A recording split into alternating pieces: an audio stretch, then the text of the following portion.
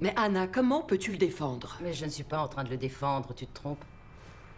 Seulement, tu ne peux pas oublier que ton mari fait partie de mes amis grâce à toi. Et je suis extrêmement fidèle en amitié, tu le sais. Quoi qu'il arrive, même si Jim devait disparaître dans une catastrophe aérienne, jamais, tu m'entends? Jamais je ne retournerai avec Bowden. Ça, c'est clair. Et pour Bowden, il est absolument évident qu'il ne peut pas t'empêcher d'aimer un autre homme que lui. Il n'est pas stupide. Alors pourquoi est-ce qu'il s'oppose à notre divorce? Parce que dans ce genre de circonstances plutôt tendues, il est naturel que certains ne résistent pas à la tentation d'exercer un minimum de pouvoir sur l'autre. Anjana aimerait te parler. Non, pas maintenant. Je le rappellerai tout à l'heure. Oh, Marie, elles sont magnifiques. Merci. Je me demande comment tu peux continuer de croire ce qu'il te dit. Pourtant, toi, tu lui as fait suffisamment confiance pour être mariée avec lui pendant 15 Je ans. ne lui ai jamais fait confiance.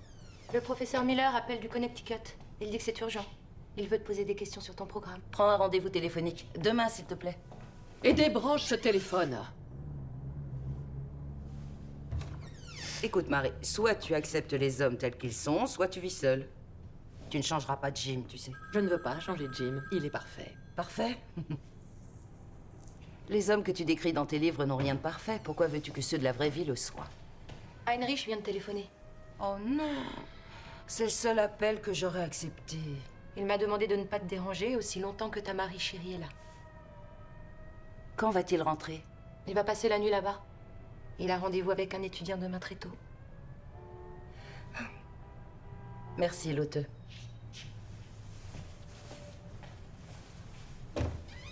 Aucun étudiant ne prend rendez-vous tôt le matin. Marie, arrête ça tout de suite. Je serais beaucoup trop jalouse pour vivre avec un homme tel que ton mari. Ça suffit. Mais nous ne sommes pas toutes faites pour être des berlinoises aussi sauvages que toi. Sauvage parce qu'on ne se marie pas avec tous nos amants. Et je ne les ai pas tous épousés.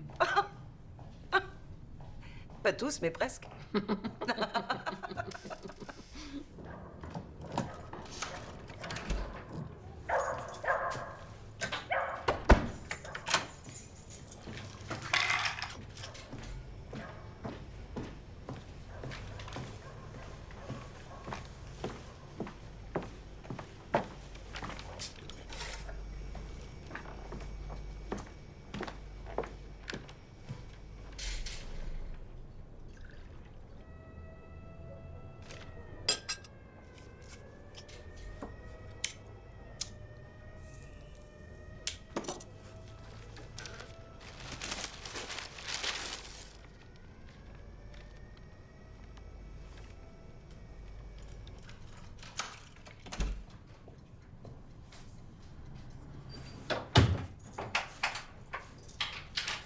Je n'ai pas fermé l'œil de toute la nuit.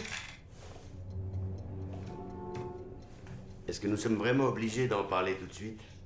Tu n'as pas encore lu le journal aujourd'hui? Je l'ai lu d'un bout à l'autre, madame la professeure. Il le ramène à Jérusalem pour le traduire en justice. Évidemment, sinon pourquoi est-ce que le Mossad l'aurait Et kidnappé? tu trouves qu'ils ont raison? Ils auraient beaucoup mieux fait de le descendre directement dans les rues de Buenos Aires au lieu de l'enlever. Oui, mais s'il l'avait fait, tu peux Tu être as certain... oublié de m'embrasser. Bonjour.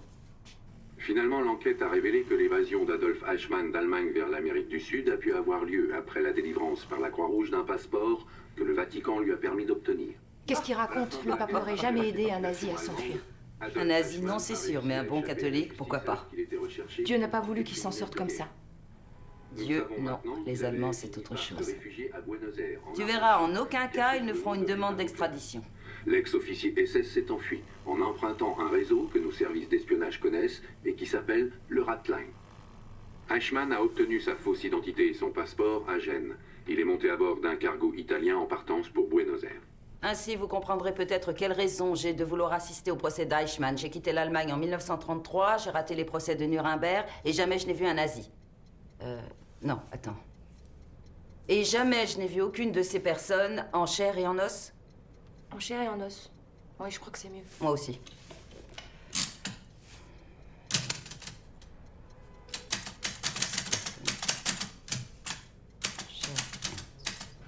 C'est incroyable, non?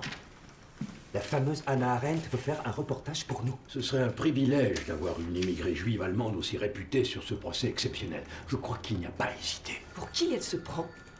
Elle devrait nous prier à genoux d'écrire pour le New Yorker, comme tout le monde. Frances, elle a quand même écrit les origines du totalitarisme.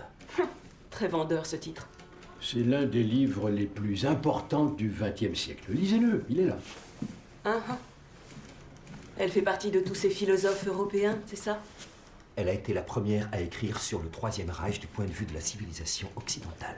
C'est très brillant, mais c'est abstrait. Je comprends pourquoi elle veut être à Jérusalem. Les philosophes. Ils ne savent pas ce que c'est qu'un délai. Allez, appelez-la. Tout de suite.